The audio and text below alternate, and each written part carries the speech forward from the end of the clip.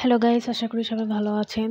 তো যেহেতু নভেম্বরের মাঝামাঝি চলতেছে, মানে শেষের দিকে, মাঝামাঝি না, তো এই জন্য বাংলাদেশের শীতটা একটু ভালোই পড়েছে।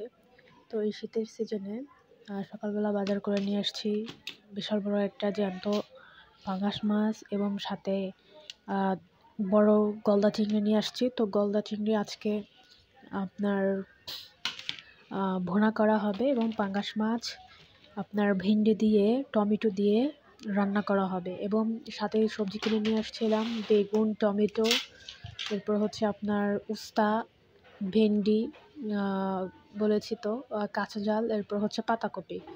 তো এটা শীতের সকালের বাজার করে নিয়ে আসছি। পাঙ্গাস মাছটা কিন্তু এখনও শব্দ করছে।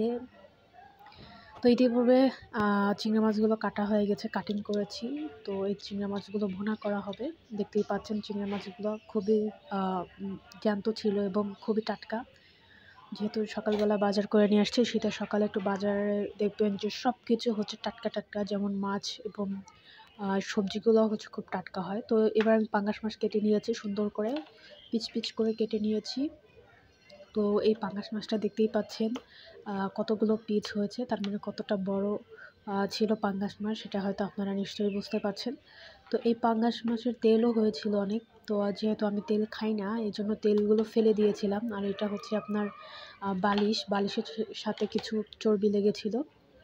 তো ওই যে দেখেন বড় বড় পিচ করা হয়েছে, অনেক বড় বড় পিচ, কিন্তু ভিডিওতে একটু মনে হয় ছোটো ছোটো মনে হচ্ছে। এরপর আমি রান্না চড়া দিয়েছিলাম অলরেডি চিংড়ি মাছ। তো চিংড়ি মাছ ভুনা করছি। তো ভিডিওর কালারিংটা একটু অন্যরকমের আসছে, এই জন্য তেমন একটা ভালো লাগছে না। তো এরপর আমি একটু কোনোরকম কষিয়ে মশলা দিয়ে কোনোরকম চিংড়ি মাছ কষিয়ে পানি দিয়ে দিয়েছি। এরপরে পানি দিয়ে কিছুক্ষণ আমি চুলায় জাল দিয়ে নিব যাতে পানিটা টেনে যায়, এবং অলরেডি পানিটা কিছুটা টেনে গেছে। এবং এই যে মশলা একদম পুরো মাখা মাখা হয়ে যাবে চিংড়ি মাছের সাথে। এবং দেখতে পাচ্ছেন যে এখন কালার আসছে কিছুটা। তো খেতে অনেক সুস্বাদু হয়েছে, যেটা বলার মতো না। এরপর আমি পাঙ্গাস মাছ দিয়ে আপনার বেগুন রান্না করেছি। তো দেখতেই পাচ্ছেন চুলার পরে পাঙ্গাস মাছ দিয়ে বেগুন রান্না হচ্ছে। এরপরে আমার চিংড়ি মাছগুলো ভুনা হয়ে গিয়েছে, একদম মশলাগুলো মাখা মাখা হয়ে গিয়েছে। খেতে এত সুস্বাদু হয়েছে যেটা বলার মতো না। আর খাওয়ার রিপোর্ট আমি ইনশাল্লাহ অন্য কোনো সময় দেবো। এরপরে পাঙ্গাস মাছ ভাজছিলাম, কারণ পাঙ্গাস মাছ এবং আপনার ভেন্ডি দিয়ে রান্না করা হবে, এই জন্য আর কি পাঙ্গাস মাছটা সুন্দর করে আগে ভেজে নিয়েছি। এখন আমি ভেন্ডি ছড়িয়ে দিয়েছি, মশলা খুব সুন্দর করে কষিয়ে ভেন্ডিটা চুলায় উঠাই দিয়েছি।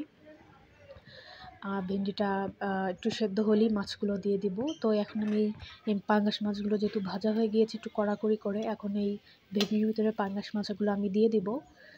তো সুন্দর করে একটু বসিয়ে দিব মাছটা, যাতে একটু ঝোলের সাথে মিশে যায়। তো এখন আমি ঝোলের সাথে যাতে একটু মিশে যায় মাছগুলো, সেভাবে আর কি একটু বসিয়ে দিচ্ছি। তো দেখতেই পাচ্ছেন, তো অলরেডি কিন্তু রান্না শেষ হওয়ার প্রায়। তো এরপরে আমি কিছু টমেটো কুচি দিয়ে দেবো, আর টমেটো দিয়ে দেবো। তো খেতে কিন্তু অনেক সুন্দর স্বাদ হবে। তো অলরেডি আমি টমেটো দিয়ে দিয়েছি। তো এখন আমার রান্না করা হয়ে গিয়েছে, দেখতেই পাচ্ছেন কি সুন্দর লুক এসেছে রান্নার।